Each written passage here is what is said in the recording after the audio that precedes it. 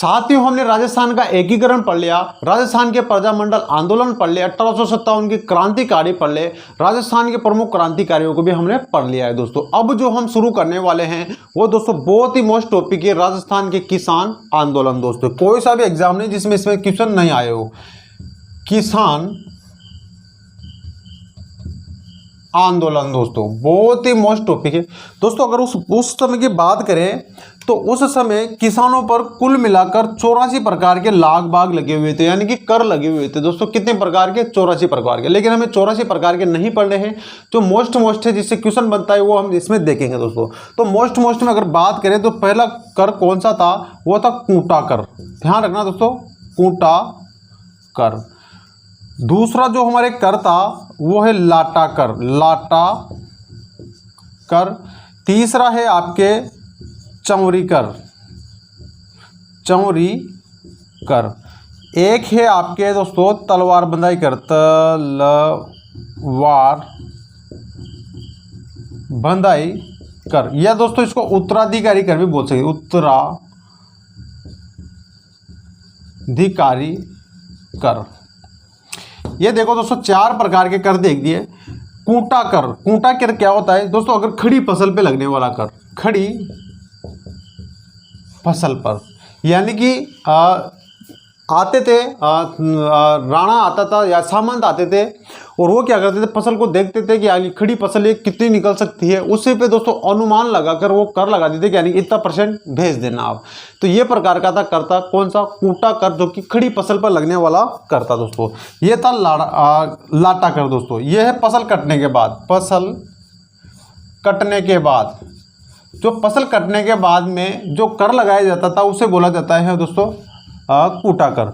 चौरी कर, पुत्री के विवाह पर, पुत्री के विवाह पर, पुत्री के विवाह पर जो कर लगाया जाता है, यानी कि पुत्री, अगर आपको अपनी पुत्री का विवाह करना है तो आपको 5 रुपये शुल्क। दोस्तों 5 रुपये उस समय बहुत बड़ी रकम होती थी इस प्रकार से, ठीक है। 5-10 रुपये में तो लड़की का विवाह भी हो जाता था। तो इस प्रकार से 5 रुपये का कर लगाया जाता था। उसके बाद में एक है दोस्तों तलवार बंधाई कर, नाम से ही पता चल रहा है, यानी कि जो भी राजा है उसके बाद में जो नया सामंत या कोई नया राजा बनेगा तो उसके ऊपर किसानों पर कर लगाया जाता था, उसको उत्तराधिकारी या तलवार बंधाई कर के नाम से जाना जाता है दोस्तों। तो ये 4-5 प्रकार के कर हैं, इसको मैंने बता दिया आपको। अब इसके बाद में हम किसान आंदोलन को शुरू करेंगे दोस्तों। भारत की बात करो या राजस्थान की बात करो, राजस्थान में जो सबके पहले किसान आंदोलन शुरू होंगे वो कौन सा आंदोलन शुरू होगा दोस्तों? बिजोलिया किसान आंदोलन। कौन सा? बिजोलिया किसान आंदोलन। बिजोलिया किसान आंदोलन, ये बिजोलिया पड़ता है दोस्तों भीलवाड़ा में। कहाँ पे पड़ता है? भीलवाड़ा। और भीलवाड़ा जो है उस समय किस रियासत में आता था? ये मेवाड़ रियासत में आता था दोस्तों। ये बिजोलिया किसान आंदोलन है, ये 1897 से चलेगा और कहाँ तक चलेगा? ये 41 तक, 1941 तक चलेगा। और तो कितना समय हुआ दोस्तों? कुल मिला के आप जोड़ें तो ये 44 वर्ष तक चलने वाला आंदोलन है। और ये ऐसा आंदोलन है जो 44 वर्ष तक चलेगा, लेकिन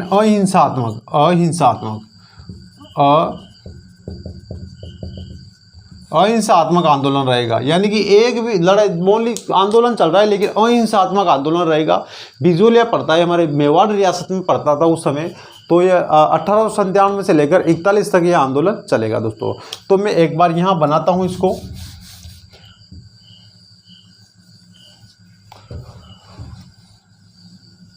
दोस्तों ये बनाया मैंने राजस्थान। राजस्थान में बिजोलिया जो पड़ता है वो यहाँ पे पड़ता है। कहाँ पर? बिजोलिया। और यहाँ पर पड़ता है मेवाड़, यानी कि मेवाड़ रियासत के अंतर्गत आता था ये बिजोलिया, ठीक है। तो होता क्या था, ठीक है ना, पूरा दिख रहा है ना, चलो ठीक है। तो ये मेवाड़ रियासत क्या था? मेवाड़ का उस समय जो महाराणा था, राणा या महाराणा बोल दो आप, राणा, वो था दोस्तों फतेह सिंह, जिसके लिए चेतावनी चुंगटिया लिखे था किसने? केसरी सिंह भारत ने। और जो बिजोलिया किसान, देखो उस समय जो महाराणा सांगा के समय जो युद्ध हुआ था, खानवा का युद्ध, उसमें बिजोलिया का जो एक व्यक्ति था दोस्तों, अशोक परमाल उसने संघ की सहायता की थी, तो संघ ने इसको बिजोलिया की जागीर दी थी। ठीक है, तो ये बिजोलिया है, ये मेवाड़ का फर्स्ट श्रेणी का ठिकाना था। और यहाँ के जो शासक थे उसको रावत या राव जी के नाम से जाना जाता है। राव जी या रावत जी के नाम से इनको, राव जी या रावत जी के नाम के इनको जाना जाता था। फर्स्ट श्रेणी का ठिकाना था दोस्तों बिजोलिया, जो अशोक परमाल ने उनको जागीर दी थी, किसने, सांगा के समय। तो इस समय दोस्तों जो बिजोलिया का जो सामंत होगा वो चाहते तो किशन सिंह या करसन सिंह भी बोल सकते हो आप इसको, करसन सिंह। कुल मिलाकर बिजोलिया ठिकाने में 84 प्रकार के कर लगे हुए थे। कितने? 84 प्रकार के कर लगे हुए थे। तो होता क्या है दोस्तों, बिजोलिया में यहाँ पर एक गांव पड़ता है दोस्तों, गिरधरपुरा गांव। कौन सा गांव पड़ता है? एक गांव है गिरधरपुरा। गिरधरपुरा का एक व्यक्ति था गंगाराम के पिता की मृत्यु होती है। तो होता क्या है दोस्तों, प्रतिभोज में बहुत सारे व्यक्ति इकट्ठे होते हैं। तो वहाँ पर सारे ज़्यादातर धाकड़ जाति का बाहुल्य क्षेत्र था, तो धाकड़ जाति के ज़्यादा किसान थे वहाँ पर। ठीक है, तो सारे के सारे किसान इकट्ठे हो रहे, तो मुंह लटका के वहाँ पर बैठे हुए थे। उस समय ही एक व्यक्ति और आता है वहाँ पर, उसका नाम है साधु सीताराम दास। ये भी वहाँ पर पहुँचते हैं, और पहुंचने के बाद में किसानों से पूछते भाई सभी ने मुंह क्यों लटका रखा है। तो ऐसे में वो सारे के सारे भड़कते हैं और कहते हैं कि मुंह कैसे नहीं लटकेगा, 84 प्रकार के तो हम पर कर लगा रखे हैं। ठीक है, तो साधु सीताराम दास जी कहते हैं कि आप पता तो कीजिए कि ये कर जो है वो किशन सिंह ने लगा रखे हैं कि या फतेह सिंह ने लगा रखे हैं। तो इसके लिए कहा गया कि भाई ये तो कृष्ण सिंह ने लगा रखे हैं, तो आप तो डायरेक्ट इससे बात कीजिए, किससे? फतेह सिंह से।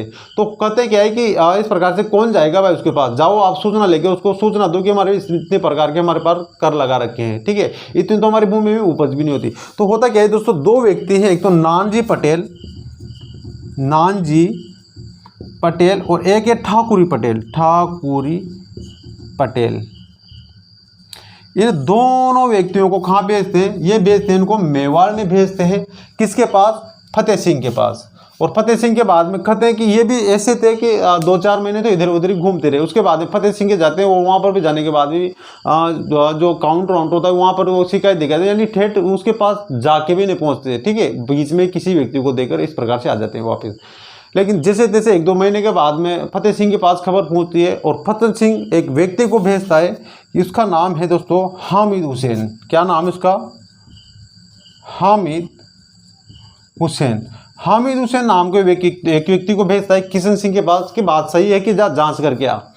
तो ये जांच करने के लिए जाता है किशन सिंह के पास, और किशन सिंह से पूछता है कि भाई क्या बात है। तो कहते हैं कि उस प्रकार से रिश्वत देकर इसको हामिद हुसैन को वापस भेज देता है क्या? फतेह सिंह के पास। तो होता क्या है कि फतेह सिंह वही पूछ के आ जाता है। तो किशन सिंह को पता लग गया कि यानी कि किसी ने मेरी जाके वहाँ पर शिकायत की है दोस्तों। तो जैसे ही इसको किशन सिंह को पता चला तो एक नया कर लगा देता है, उसका नाम है चौरी कर। कि क्या नाम है? चौरी कर। एक और नया कर लगा देता है, और कर बढ़ के कितने हो जाते हैं? 85।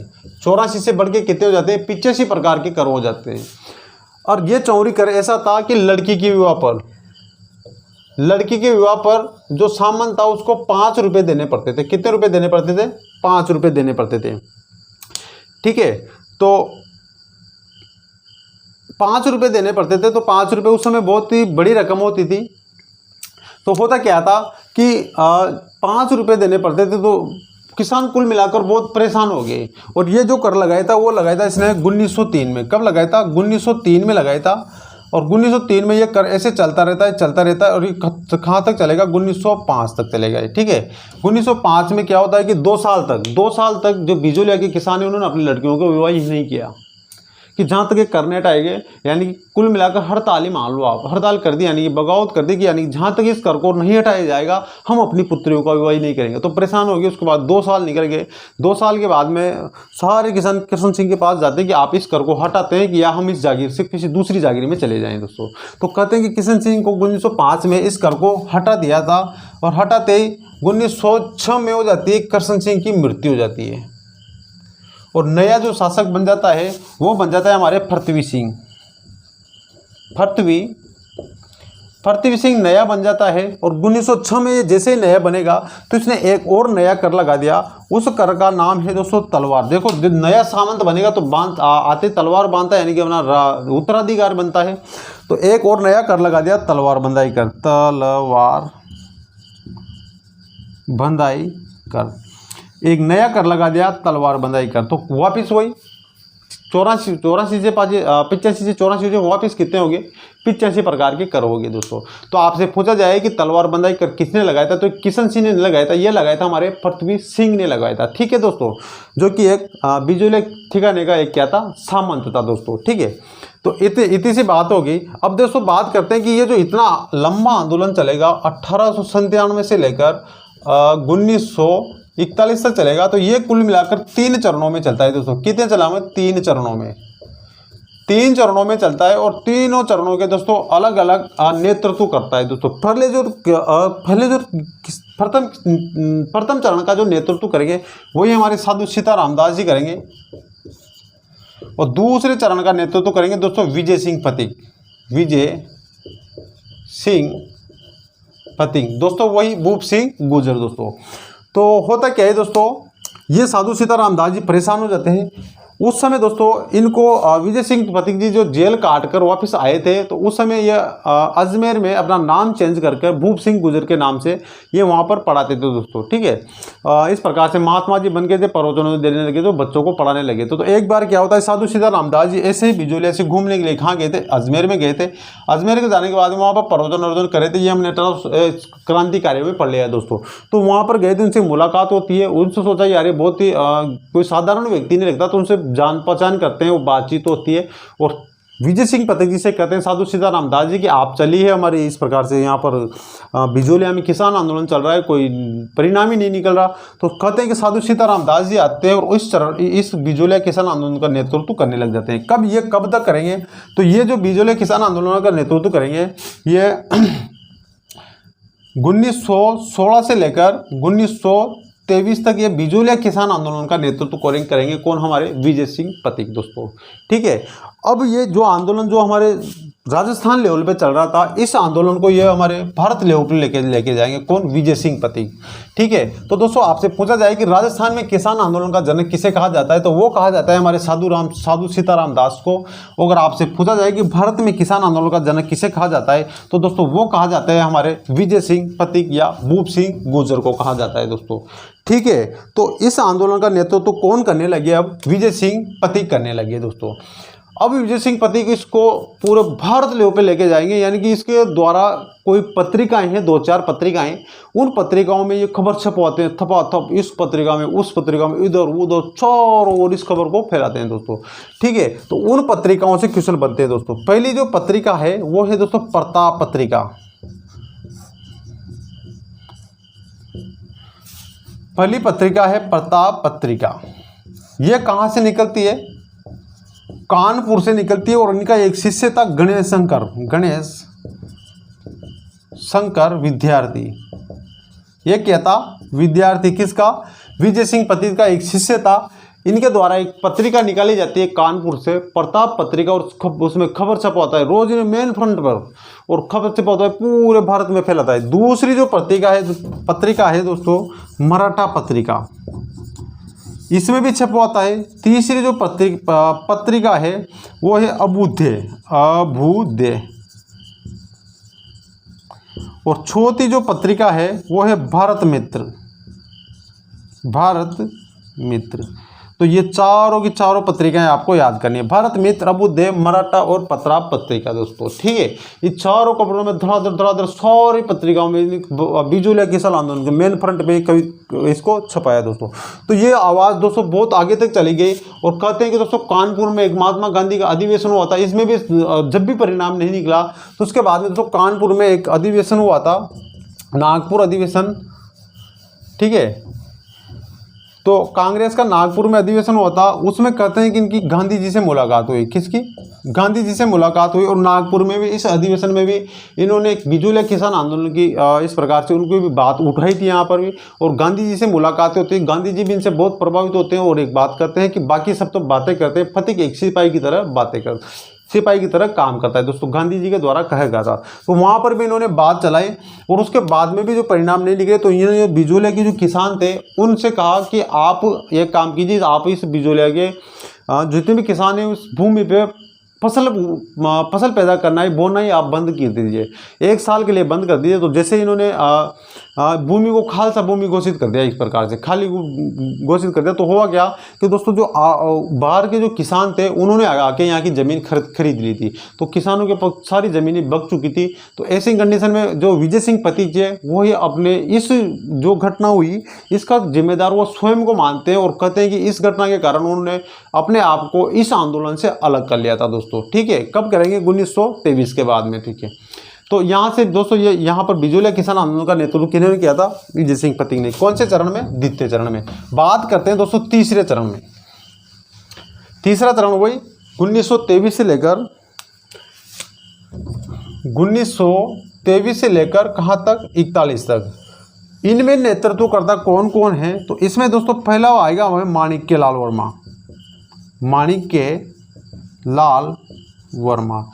दूसरा है दोस्तों राम नारायण चौधरी, राम नारायण चौधरी। तीसरा है आपके दोस्तों जमना लाल बजाज, जमना लाल बजाज। और एक और है दोस्तों आपके हरिभाऊ, हरि भाई, हरिभाऊ, भाऊ बोलते हैं भाई, हरिभाऊ। इन 4 व्यक्तियों ने दोस्तों क्रम से इनका माणिक्य लाल वर्मा, राम नारायण चौधरी, उसके बाद में हरिभाऊ, जमना लाल बजाज, इन चारों ने इन तीसरे चरण का, बिजोलिया किसान आंदोलन के तीसरे चरण का नेतृत्व किया था दोस्तों। हुआ क्या कि उस समय भी कोई परिणाम नहीं निकला इनसे, तो एक अधिवेशन होता है लास्ट में 1941 में दोस्तों। कौन सा अधिवेशन? 1941 की घटना है। एक प्रधानमंत्री बनते हैं हमारे पीए, उसका नाम है टी.वी. राघवाचार्य, टी विजय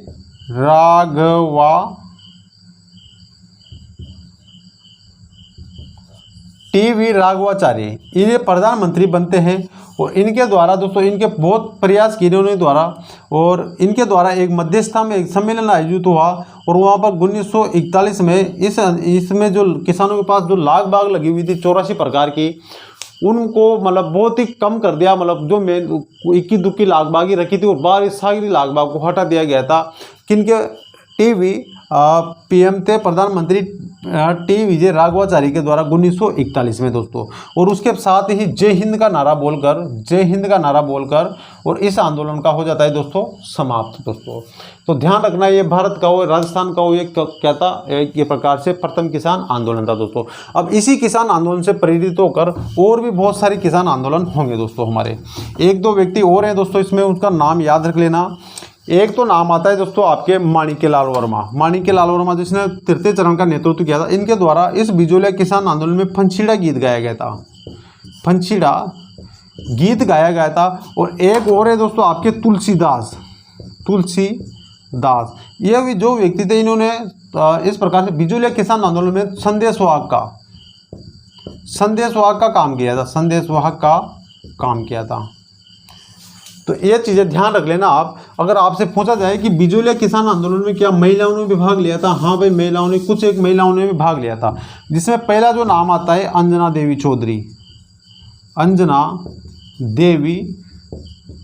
चौधरी। दूसरा जो नाम आता है आपके नारायणी देवी। एक आता है आपके रमा देवी। ये जो कुछ महिलाएं हैं, इनके द्वारा भी इस आंदोलन में भाग लिया गया था दोस्तों। एक और है दोस्तों आपके जेडीबी, जानकी देवी बजाज, जेडीबी। इन्होंने इस आंदोलन में भाग नहीं लिया था, लेकिन इनका जो संबंध था ना वो तो बिजोलिया से, यानी कि ये कहाँ की रहने वाली थी? बिजोलिया की रहने वाली थी दोस्तों। ठीक है, तो उम्मीद करता हूं दोस्तों आपको बिजोलिया किसान आंदोलन आपको समझ में आया होगा। दोस्तों हमारे चैनल पे आप नए हो तो चैनल को सब्सक्राइब जरूर करें, अपने दोस्तों को भी शेयर करना ना भूलें, और साथ में बेल आइकन को प्रेस करें ताकि आपको आने वाले हर वीडियो की लेटेस्ट वीडियो मिल पाए दोस्तों। उसके बाद में दोस्तों बिजोलिया किसान आंदोलन से प्रेरित होकर, और राजस्थान में और भी किसान आंदोलन होंगे, जिसमें बूंदी किसान आंदोलन है, बेगू किसान आंदोलन है, अलवर किसान आंदोलन है, बहुत सारे हैं। तो इसके बाद में हम शुरू करते हैं दोस्तों बेगू किसान आंदोलन। कौन सा आंदोलन? बेगू किसान आंदोलन। एक बार इसको मिटाता हूं।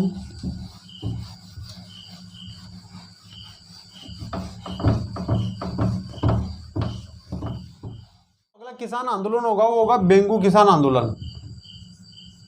बेगू किसान आंदोलन ये 1921 से लेकर दोस्तों 1923 तक चलेगा। और ये जो बेगू पड़ता है ये दोस्तों आपके चित्तौड़ में पड़ता है। आपके कहाँ पर? ये चित्तौड़ में पड़ता है। और ये बेगू जो है ये दोस्तों मेवाड़ रियासत में आता है। कहाँ पर? मेवाड़ रियासत। ये आपके दोस्तों मेवाड़ रियासत में आता है। और मेवाड़ का उस समय दोस्तों वो महाराणा राणा या महाराणा था, वो था फतेह सिंह। और दोस्तों बेगू का जो सामंत था वो था अनूप सिंह था दोस्तों। होता क्या है दोस्तों, तो यहाँ का जो यहाँ का बेगू किसान आंदोलन का जो नेतृत्व करेगा वो करेगा राम नारायण चौधरी। ये दोस्तों यहाँ के नेतृत्व करेंगे। बाद में राम नारायण चौधरी के बाद में यहाँ का नेतृत्व पथिक जी भी करेंगे बाद में, ठीक है। थोड़े समय के लिए यहाँ पर पथिक जी भी आएंगे दोस्तों। होता क्या है दोस्तों, 1921 में एक मेनाल पड़ता है। मेनाल पड़ता है दोस्तों भीलवाड़ा में पड़ता है। तो यहाँ पे भी किसान आंदोलन होंगे। तो इस प्रकार से जो अनूप सिंह वो परेशान हो जाता है, यानी कि महाराणा के द्वारा कहते हैं यार कि अनूप सिंह के जो शासक सामंत बन रहे हैं, तो इतने किसान आंदोलन क्यों हो रहे हैं दोस्तों, जांच वाँच करने के लिए भेजता है। तो होता क्या है दोस्तों, जो एक समझौता होता है, उस समझौतों को ही आपको इस आंदोलन में याद रखना है दोस्तों। किन किन के मध्य होगा? एक तो होगा दोस्तों अनूप सिंह के मध्य होगा, अनूप सिंह वर्सेस राम नारायण चौधरी के मध्य, या जनता भी बोल सकते हो आप। जनता की तरफ से राम नारायण चौधरी के मध्य होगा। तो इन दोनों के मध्य में समझौता होगा। इस समझौते को 1922 में होगा दोस्तों, 1922 में होगा। और इस समझौते को बोला जाता है बोल्शेविक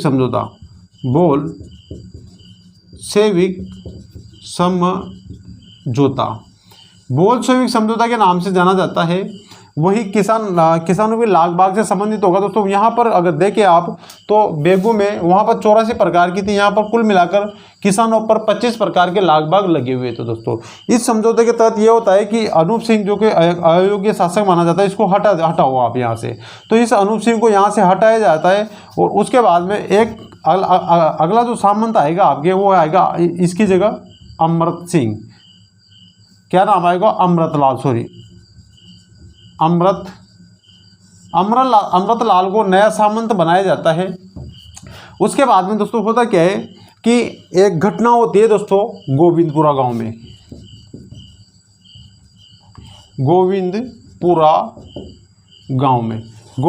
गांव में एक घटना होती है। किसानों के द्वारा इस प्रकार से शांतिपूर्वक सभा का आयोजित किया जा रहा था। और यह सभा का आयोजित हो रहा था दोस्तों 13 जुलाई 1923 को। होता क्या है दोस्तों, यहाँ पर एक अधिकारी था, अंग्रेज अधिकारी ट्रेच के द्वारा दोस्तों यहाँ पर गोलियां चलाई जाती है बहुत भयंकर तरीके से। और इसमें बहुत सारे किसान दोस्तों यहाँ पर मारे जाते हैं। तो इस वाली घटना को देखकर और पथिक जी की खबर लगी, और पथिक जी स्वयं आएंगे अब यहाँ पर नेतृत्व करने के लिए। तो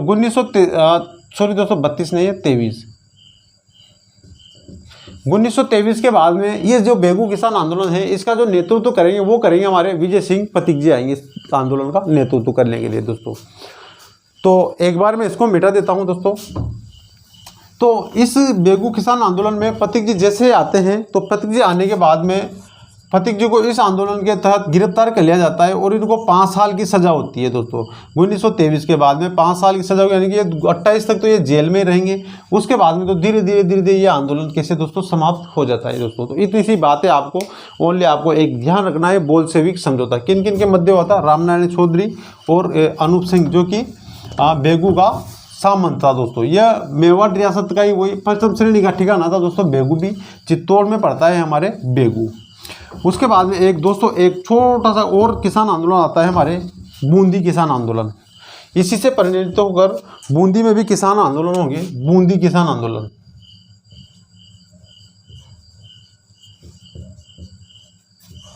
आंदोलन ये दोस्तों बूंदी में जो आंदोलन चलेगा वो 1923 से लेकर 43 तक चलेंगे। बहुत ही लंबा आंदोलन चलेगा ये। और यहाँ का जो नेतृत्व करे थे बूंदी क्या, वो करे थे नैनू राम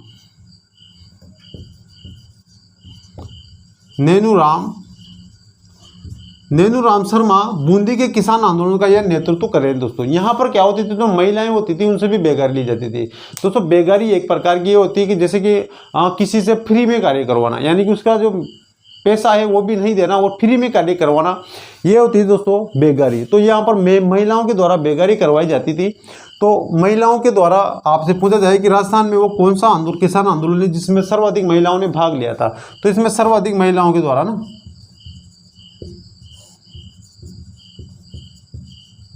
इस आंदोलन में सर्वाधिक महिलाओं के द्वारा भाग लिया गया था। और इस आंदोलन में अगर बात करें तो महिलाओं का जो नेतृत्व कर रही थी ना, सर्वाधिक महिलाओं में उस महिलाओं का नेतृत्व कर रही थी अंजना देवी चौधरी। रामनारायण चौधरी की पत्नी है। इस अंजना देवी चौधरी ने ही इस आंदोलन में महिलाओं का नेतृत्व किया था दोस्तों।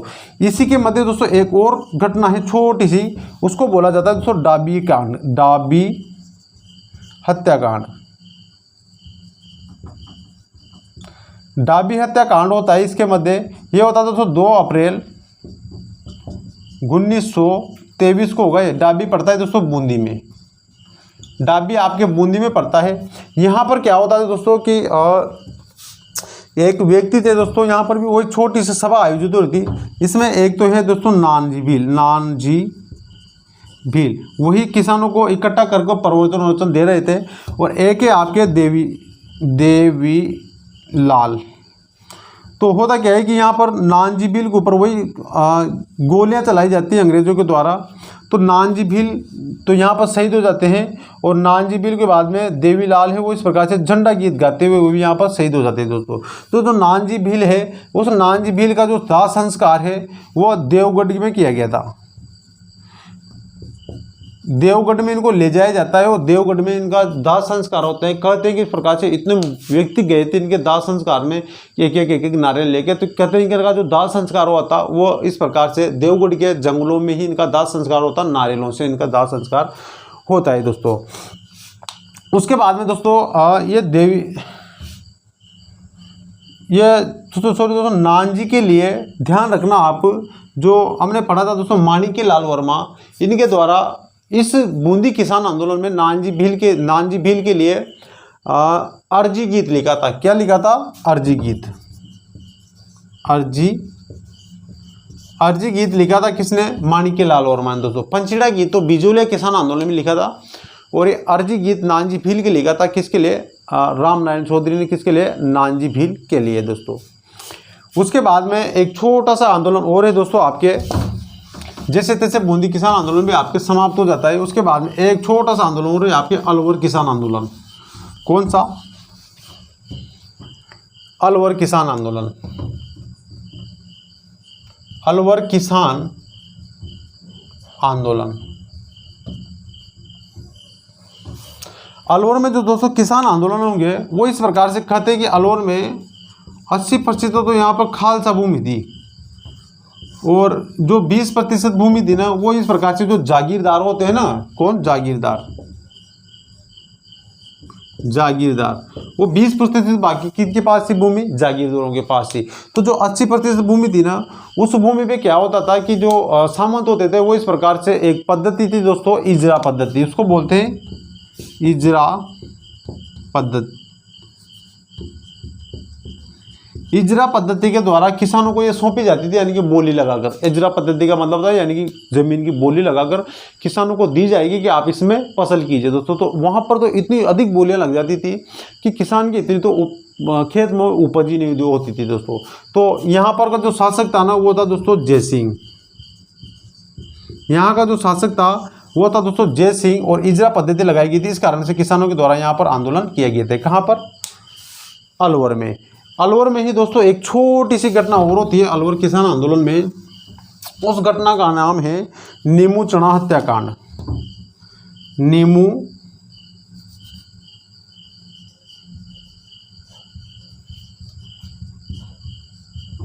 हत्याकांड दोस्तों, ये नीमू चना हत्याकांड दोस्तों 14 मई 1925 को हुआ। कब? 14 मई 1925 की घटना ये है। इसमें क्या होता है कि दोस्तों जो इसमें नीमू चना हत्या इसे अलवर किसान आंदोलन में है, वो ज़्यादातर जो जाति थी ना दोस्तों वो राजपूत थे। कौन थे? राजपूत। राजपूत थे सारे के सारे। तो होता क्या है कि राजपूतों के द्वारा एक अखिल भारतीय क्षेत्रीय महासभा की स्थापना की जाती है। किसकी? अखिल भारतीय क्षेत्रीय महासभा की स्थापना की जाती है। और इसमें एक पत्रिका थी दोस्तों, पुकार पत्रिका के द्वारा यहाँ पर ये अलवर किसान आंदोलन को वहाँ उठाया गया था। किसके? राजपूतों के द्वारा। तो इस नीमू चढ़ा हत्याकांड में क्या होता है दोस्तों, यहाँ पर एक सारे के सारे वो राजपूत इकट्ठा होकर और इस प्रकार से यहाँ पर कुछ सभा उभा कर रहे होंगे। तो यहाँ पर एक व्यक्ति आता है दोस्तों, छज्जू सिंह नाम है उसका, छज्जू सिंह। इस छज्जू सिंह के द्वारा इस नीमू चढ़ा हत्याकांड में किसानों के ऊपर भयंकर गोलियां चलाई जाती है। यानी कितनी भयंकर गोलियां चलाई जाती है दोस्तों। और जो यहाँ का जो नेतृत्व कर रहे थे ना नीमू चढ़ा हत्याकांड का, वो कर रहे थे दोस्तों नीमू चढ़ा जो उस समय जो भाषण दे रहे थे वो थे माधु सिंह के द्वारा किए जाते। तो दोस्तों ये छज्जू सिंह इतने भयंकर गोलियां चलाते, बहुत सारे किसान मारे गए थे यहाँ पर। और इस छज्जू सिंह को कहा जाता है राजस्थान का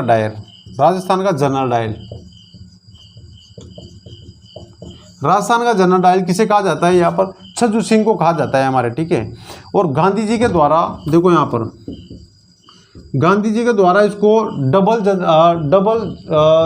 जनरल डायल कहा गया इसको, ठीक है। डबल जनरल डायल घटना कहा गया इसको।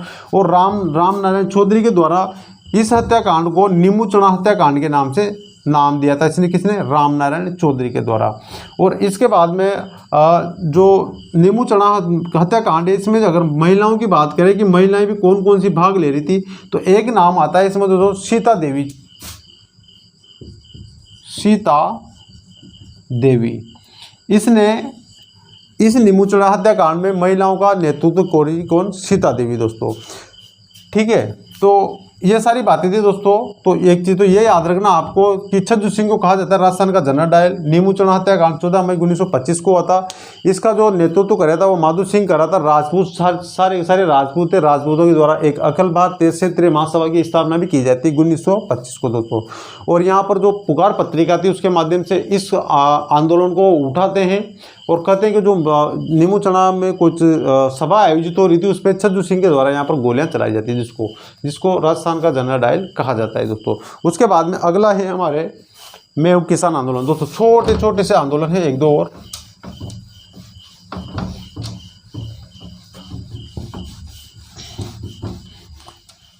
कौन सा? इसके बाद में साथियों एक एक दो दो बातें हैं सारे किसान आंदोलन की, वो मैं सारे आपको लिखवा देता हूं। एक तो है आपके सीकर किसान आंदोलन। ये दोस्तों इस सीकर किसान आंदोलन का नेतृत्व राम नारायण चौधरी ने किया था। राम नारायण चौधरी के द्वारा किया था। यहाँ का शासक था दोस्तों कल्याण सिंह। शासक कल्याण सिंह के द्वारा जो कर लगाए गए थे तो 25 से बढ़ाकर 50 कर दिए गए थे करों को। तो यहाँ पर आंदोलन होता है।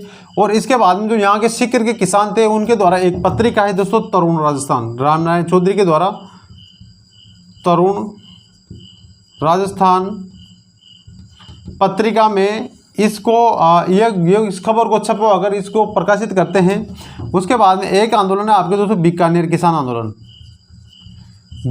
किसान आंदोलन। ये दोस्तों बीकानेर का जो शासक था उस समय गंगा सिंह था। कौन था? गंगा सिंह वहाँ का शासक था। और इसका जो नेतृत्व करेगा एक व्यक्ति आता है दोस्तों, चंदन मल बहार। यह क्या करता है दोस्तों, एक पत्रिका है दोस्तों दिग्दर्शन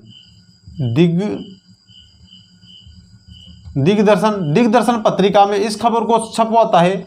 और ये खबर दोस्तों ये गंगा सिंह के विरुद्ध छपवाता है इस खबर को, है ना। तो वो इस प्रकार से नाराज हो जाते हैं और उनके मध्य मतभेद हो जाते हैं। तो बीकानेर में किसान आंदोलन होते हैं दोस्तों। उसके बाद में एक है आपके, ये जो दो व्यक्ति हैं, एक तो आपके कन्हैयालाल और एक है आपके गोपाल दास।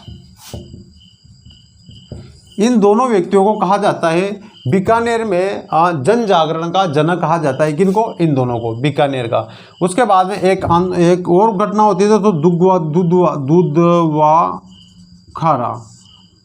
दुधवाखारा की घटना होती है तो 1946 में। इसमें रतनगढ़ चूरू में होती है, ध्यान रखना, रतनगढ़ चूरू में घटना होती है। इसका एक होती है दोस्तों मारवाड़ किसान आंदोलन। इसका जो नेतृत्व करेंगे मारवाड़ किसान आंदोलन का चांदमल खुराना के द्वारा नेतृत्व किया गया था। एक है आपके दोस्तों डाबड़ा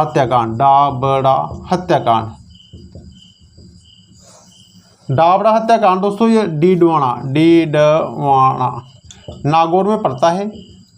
यहाँ की घटनाएं दोस्तों 1947 की है। इसमें दो चार एक व्यक्ति हैं वो इसमें मारे गए थे, उसका नाम लिख लो आप। एक तो आपके आगे था पन्ना लाल है, एक है आपके नंदराम और एक है आपके राम, एक धन्ना लाल और एक है आपके रुघा राम। ये व्यक्ति इसमें डाबड़ा हत्याकांड में मारे जाते हैं दोस्तों। 1947 में होता। तो दोस्तों ये होते हैं आपके किसान आंदोलन समाप्त। दोस्तों यहाँ से कोई रटो तो रट लेना, नहीं तो कोई बात नहीं, यहाँ से क्वेश्चन भी नहीं पूछेंगे दोस्तों। आपके बिजोल या बेगू या बूंदी किसान आंदोलन, अलवर किसान आंदोलन, 4 में से आपके क्वेश्चन बनते हैं दोस्तों। तो दोस्तों ये हमारे इस तो खत्म हो गया। उसके बाद में एक और पढ़ लेते हैं दोस्तों, जनजातीय आंदोलन, राजस्थान के जनजातीय आंदोलन दोस्तों।